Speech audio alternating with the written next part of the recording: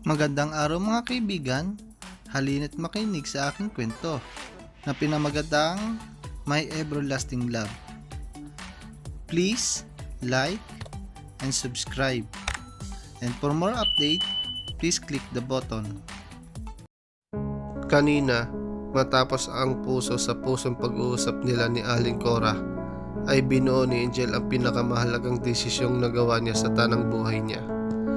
Sa desisyon iyon, nakasalalay ang kanyang kaligayahan dahil may kaugnayan iyon sa dalawang pinakamalapit na lalaki sa kanyang buhay, si Neil at si Ariel. Pupuntahan niya si Neil. Madilim na nang lumabas siya ng bahay. Hindi siya pinigilan ni Aling Cora kahit alam nito kung saan siya pupunta.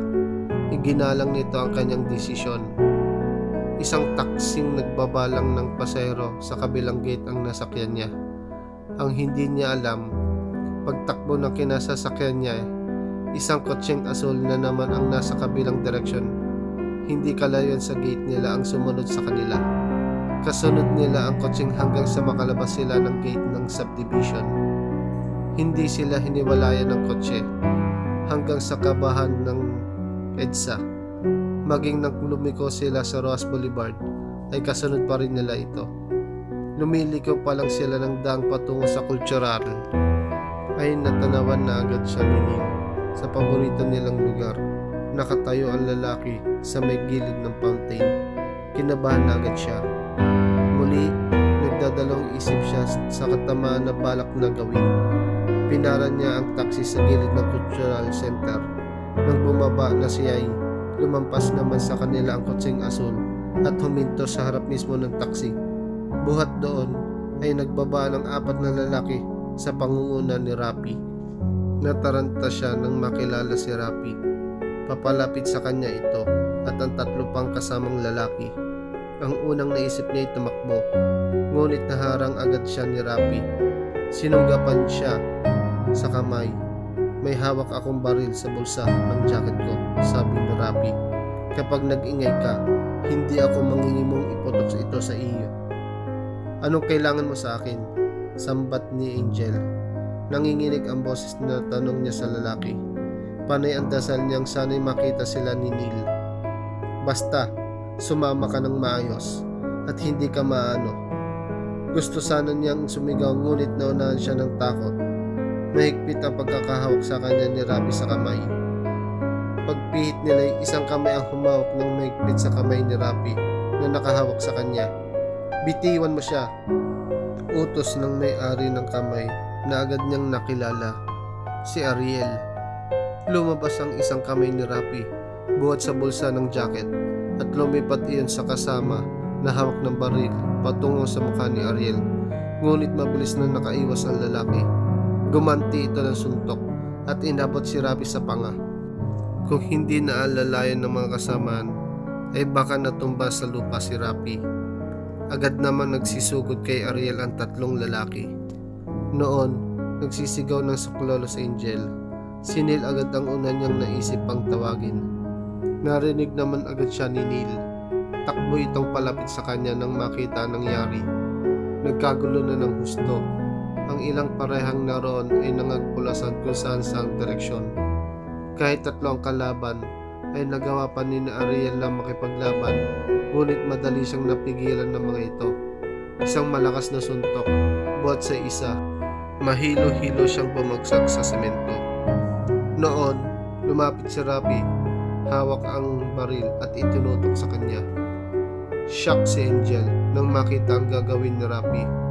Wala nang isip-isip na sumugod siya at inirang ang katawang sa kay Ariel. Nilawan ng malakas na putok ang kanyang tinik. Naramdaman niya ang pagpasok ng matigas na bagay sa kanyang katawan. Nawalan siya ng panimbang dahil sa hindi niya manuwang parasang tumulak sa kanya. Nagsimulang umikot ang kanyang paningin. Ngunit bago tulang nagdilim ang lahat, nauninayagan pa niya ang malakas na sigaw ni Neil. Angel! Sa lugar naman ni Aling Rosing ay hindi siya makatulog, ngunit sa hindi malamang dahilan ay hindi siya dalawin ng antok. Madalang na abutin siya ng 10:00 ng gabi, nagising pa. Ngunit hayon siya at hindi man lang naghihigap gayong hindi naman niya naunawan ang pelikulang English na pinapanood ni Chard at Norma. Tumayo siya, buhat sa kinaupuan at tinungo ang kusina. Magtitimpla siya ng chocolate, baka sakaling makatulong yun para siya antukin. Nagsasalin siya ng tubig sa tasa nang maulinigan niya ang ugong na humintong sasakyan sa labas ng bahay. Inilapag niya sa mesa ang hawak ng termos at kunot na noong tinungo ang pinto. Nang bubuksan niya iyon, ay saka nagdalawang isip. Tinungo ang bintana at maraang iniawang ng kaunti. Sumilip. Lalong kumunot ang noo niya nang makilala si Neil na bumaba ng kotse. Sa harap nga ng bahay nila ay tumigil. Nagmamadali ang mga hakbang ni Neil na patungo sa kanila. Nagbalik siya sa pinto at binuksan na iyon. Natigilan siya nang mapalapit si Neil. Hindi lamang pagiging gabing-gabi na ang pagkapunta ni Neil ang bagay na nakaba sa kanyang dibdib. Higit na ayos ang lalaki. Gulong-gulo ang buhok ni Neil at may patak na dugo ito sa damit. Sa mukhay, nakalarawan ang matinding pagkabalisa. Bakit? Naitanong niya sa lalaki na nakatitig sa kanya na parang nagmamakaawa. Si Angel ho. Aling Rosing. Bakit? Anong nangyari sa kanya? Tanong niyang bahagya ng natatakot. Nabaril ho siya.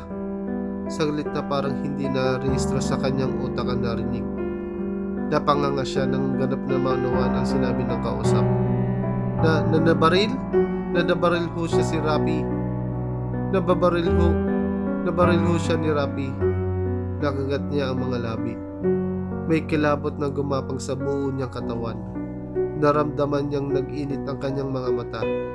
Pagkuway nag-uunawang kumawala ang mga luhas buhat noon. Pakapit siya sa pinto. Naramdaman niyang biglang kuminig ang kanyang mga tuhod. Chard! Norma! Chard! Sigaw niya sa dalawa na nasa loob. Patakbong lumapit sa kanyang dalawa. Kunot ang noo ng mga ito sa pagtataka. Bakit inay? Tanong ni Chard. Na kay Neil nakatingin. Humawak siya sa kamay ni Chard. Si Angel daw. Nabaril ni Rapi. Natigilan na magkapatid. Ngunit saglit lang. Iyan ang napapala na matigas ang ulo. Galit na sabi ni Chard. Ang yabang kasi.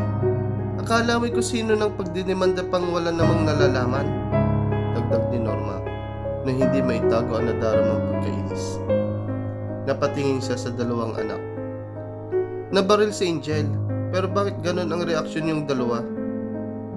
Bakit wala siyang makita pagmamasakit sa dalawa para sa nabaril na kapatid?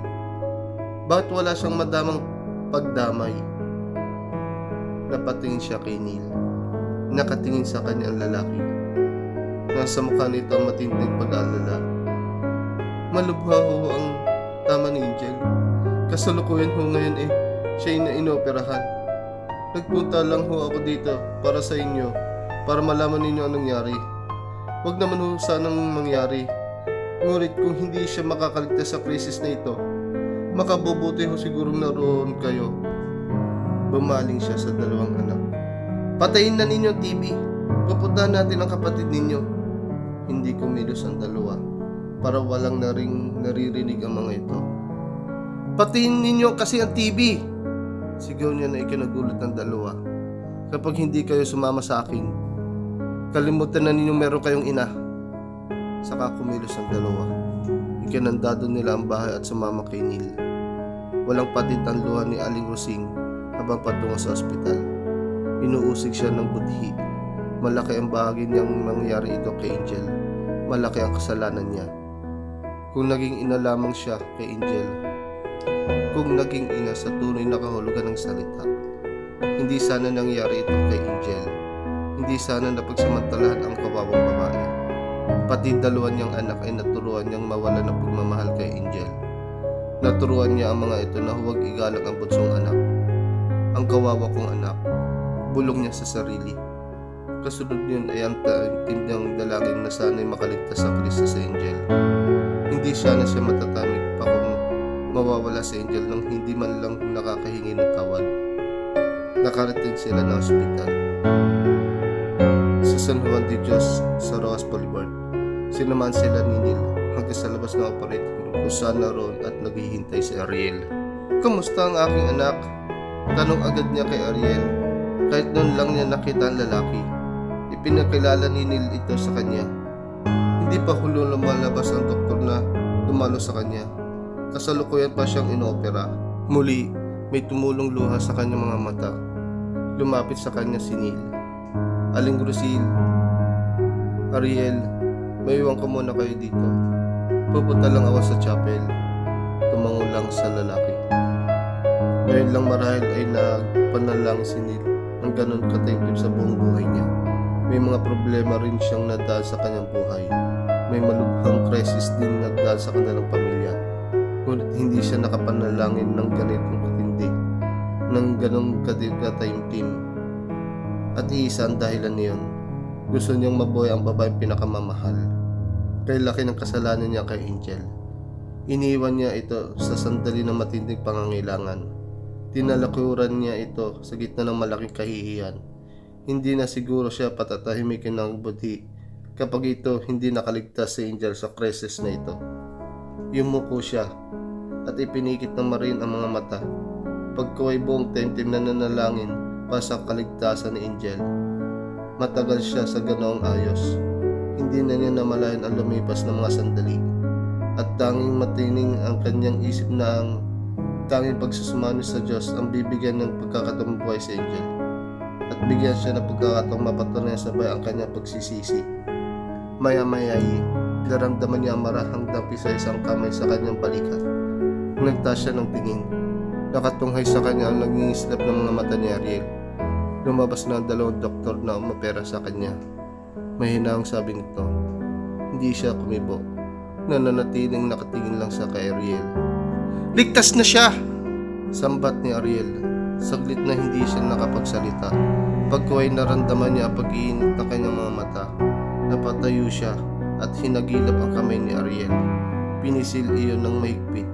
"Salamat sa Diyos! Salamat sa Diyos!" Bulalas niya sabay na paglaglag ng kanyang mga luluha.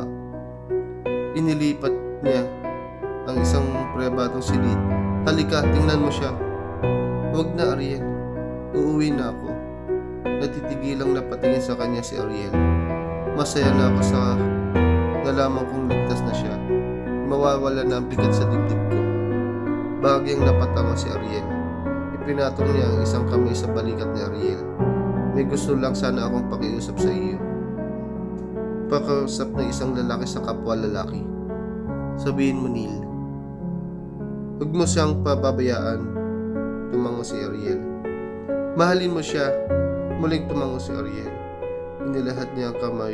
Inabot naman niyan ni Ariel at nagkamay sila ng mahigpit. "Tutuloy na ako, Ariel. Hangad ko ang kaligayahan niyo ni Angel." "Salamat, Neil." Tinungo niya ang pinto. Yuko ang ulo upang ikubli ang luhang kumakawala sa kanyang mga mata. Tapos na ang lahat. Alam niya, malinaw ang ibig sabihin ng ginawa ni Angel na pagharang ng katawan upang hindi mabaril si Ariel. Malinaw na malinaw ang kahulugan na iyon. Wala na sila ni Angel. At hindi niya masisi ang babae. Labis itong nagmahal sa kanya ngunit hindi niya ginantihan ang pagpapahalaga. Sayang. Sayang ang isang napakagandang pag-ibig. Sa pangarap na lang niya makakaulayaw si Angel. At maging panatag na rin siya dahil alam niya labis ang pagmamahal ni Ariel sa babaeng hindi na siguro mabubura sa kanyang puso. Malalabong mga anino ang una niyang nabulawan ng idilat ni Angel ang mga mata. Pumikit siya at nang muling dumilat ay kinurap ang kanyang mga mata. Unti-unting nagkahugis ang malalabong aninong nakapalibot sa kanya. Si Aling Grusing ang una niyang nakilala. Katabi nito si Chard at Norma. Sa kabilang gilid ng kanyang kama ay naroon ng isang may edad na doktor at si Aling Cora na nakingiti sa kanya. Pinaglipat-lipat niya ang tingin sa mga naroon at inahangga iyon sa mukha ng kanyang inay. Nakatunghay sa kanya ang malulungkot na mata ni Aling Grusing. Mga matang ngayon kinakikitaan niya ng pag-alala, ng pakikisimpatya, ng pagmamahal. Naramdaman niya ang pagbabanta ng luha sa kanyang mga mata. Inay! Bulalas niyang kasabay ang pagkawala ng mga luhang iyon. Napadukong siya sa kanya si Aling Rosing. Hinawakan nito ang isa niyang kamay at mariyang pinisil. Damang-dama niya ang bahagyang init ng gumagapag sa kanyang katawan. Ang ligido ng kaligayahang nanulay ng kanyang mga ugat. Hindi niya napigil ang damdamin. Napabulalas siya ng iyak sa kasiyang pamuno ng kanyang dibdib. Para namang napapahiyang nagpaalam ang doktor at si Aling Cora. Wari upang pagbigyan ang kaganapan na madamdaming tagpong iyon. Sakalang kumawala ang damdamin kanina pa'y pinipigil ni Aling Rosing. Walang pangingiming nag-iiyak ito nang nag-iiyak habang may higpit na hawak ang kamay ni Angel. Angel, anak, sana'y mapatawad mo ang kasalanan ko sa iyo. Alam ko, napakalaki ang pagkukulang ko sa iyo. Yumakap siya kay Aling Rosing. Damang-dama niya ang katapatan sa mga sinasabi nito. Inay, sapat na hong naririto kayo ngayon. Yumakap na rin sa kanya si Aling Rosing. Hindi niya na ito nakapagsalita dahil sa pag-iyak. Siya man ay ganon din. Ngunit alam nila ang dalawa, hindi na kailangan ang mga salita sa pagkakataong iyon. Sapat na ang pag-uusap ng kanilang mga mata, ang pagdidikit ng kanilang mga katawan. Bumitiw sa Aling Rosa sa pagkakayakap sa kanya at bumalang kina Norma at Chard. Kagat ni Norma ang mga labi upang mapigil ang mga luhang gustong kumawala sa mga mata. Nakayoko naman si Chard, waray upang ikubli ang damdamin na kalarawan sa mukha. Tumingin si Aling Rosing sa kanya na para bang ihingi na paamahin ang kanyang kuya Chard at ang kanyang ate Norma. Naunawaan niya ang damdamin ng dalawang kapatid. Alam niya, hindi ganong kadali ang maging mababa. Pero natitiyak niyang mula sa mga sandaling iyon ay magkakaroon na siya ng puwang sa puso ng dalawang nakakatandang kapatid. Ano nga pala ho? Ang sabi ng Dr. Inay. Tanong niya kay Aling Rosing. Ligtas ka na anak, pero yung nasa sinapupunan mo ay nalaglag. Napapikit siya. Hindi sa paghihinayang, masigit na nagpapasalamat dahil sa pagkawala ng isang unwanted child. Alam niya, niloob iyon ng nasa itaas upang iligtas ang sanggol sa isang miserabling buhay. Si Rapi ho, Inay. Anong nangyari sa kanya? Nahuli sila ng mga pulis na nagpapatrolya sa paligid ng Cultural Center. Nasa presinto sila ngayon. Hindi siya kumibo. Ngayon ay mas matindi ng paghangad niyang maparusahan si Rapi. Kakalimutan na niya ang balak niyang pirahan ang pagdemanda. Gusto na niya makulong si Rapi. Mapanganib na tao si Rapi, Inay. Bagay at tumango si Aling Rosing. Alam ko anak, napapigit ito. Ilang sandali lang ay humigpi na ito. Inay, tutulungan kita sa demanda mo anak. Tutulungan kita. Sabi nitong kumikinig ang boses. Pagko ay napayak na naman ito. Inay! Sinuhulan ako ni Mr. Belus anak. Kapalit ng pagpapaulong sa iyo ng demanda laban kay Rapi. Naghahaman ako sa pera anak. Patawarin mo ako. Hindi siya nakapagsalita. Hindi niya alam ang bagay na iyon. Pero isusuli ko iyon anak. At gagamitin nating ebidensya sa kaso laban kay Rapi. Isang pag-amin iyon na totoong sinalbahe ka. Muli siyang napayakap kay Aling Rosing. Salamat Inay. Salamat. Hindi na siya iniwan ni Aling Rosing. Ito ang nagbantay sa kanya sa magdamag na iyon. Ang dalawang kapatid lang niya ang umuwi. Kinaumagahan, matapos silang mag-almusal at matapos na matingnan ng doktor ang sugat niya ay gumayak umuwi si Aling Rosing. Maliligo lang ako anak at kukuha ng ilang gamit. Babalik din agad ako. Inay, sasamahan kita dito anak hanggang sa makalabas ka. Paano ho ang trabaho niyo? Magbibitiw na ako. Angel, maaari naman ako pumasok sa ibang pabrika. Ginaganap niya ang isang kamay ni Aling Rosing at hinagkan ito. Inay, salamat ho. Maraming salamat ho. Kulang pa ito Angel para mapunan ang mga pagkukulang ko sa iyo. Kalimutan na natin ang nagdaan Inay. Magsimula ho tayo ng bago sa pag-uwi ko. Uuwi ka sa atin anak. Di ba dapat lang Inay? Nayakap siya ni Aling Rosing sa katuwaan. Hinagyan siya nito sa pisngi. Humalik naman siya sa noo ng inay. Sige na, inay, para hindi kayo tanghaliin. Masisigla ang mga hakbang na tinungo ni Aling Rosing sa pinto. Pumikit siya ng mapag-isa. Gusto niyang namnamin ang masasayang pakiramdam na iyon. Ganon pala kasarap ang nararamdaman kapag mahal ka ng mga taong malalapit sa iyo. Ganon pala kasarap. Sana'y hindi na lumipas ang pakiramdam na iyon. Napadilat siya nang bumukas ang pinto. Saglit na napatigil ang pagtibok ng kanyang puso nang mapagsino ang pumasok. Si Ariel. Nakabarong ang lalaki. Halatang bagong paligo dahil sa mamasang-masang buhok. Kay gwapo ni Ariel sa kasuotang iyon. Disenteng-disente, ngunit lalaking-lalaki ang dating. May bit-bit na plastic bag si Ariel na puno ng malalaking prutas. Mansanas, manggang hinog, at mga ubas. Inilapag iyon ng lalaki sa isang mesa sa gilid ng kanyang kama. Nakingiti itong lumapit sa kanya. Kamusta ka na, Angel? Masuyong tanong nito na hindi inalis ang nakangiting mga mata sa kanya. Mabuti na ako. Hindi mo dapat ginawa iyon. Ang alin? Sambat ni Angel.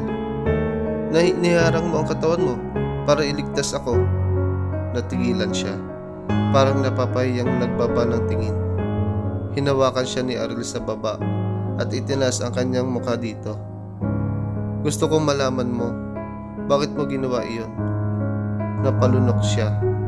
Ano ang isasagot niya? Angel, kung ano ang dahilan mo sa pagtulong sa akin, iyon din ang dahilan kung bakit iniharang ko ang katawan ko para hindi ka mabaril. Lumuwang ang pagkakangiti ni Ariel. Magpagaling ka agad. Paglabas mo dito, lalakarin na natin ang tukol sa kasal natin. Napadilat siya. Kasal? Tanong niyang nakakunot ang noo. Oo, kasal natin, sambat ni Ariel. Mahal kita. Mahal mo ako. Eh ano pa? Pwede ba? Hindi ka pa naliligo sa akin, no? Kailangan pa ba iyon? Nakakatawang tanong ni Ariel na nagkakamot ito ng kuulo. And they live happily ever after. Dito na po nagtatapos ang ating kwento. Sana'y masayahan kayo sa pakikinig. Salamat po na marami. Hanggang sa muli. Ingat po tayong lahat. Bye!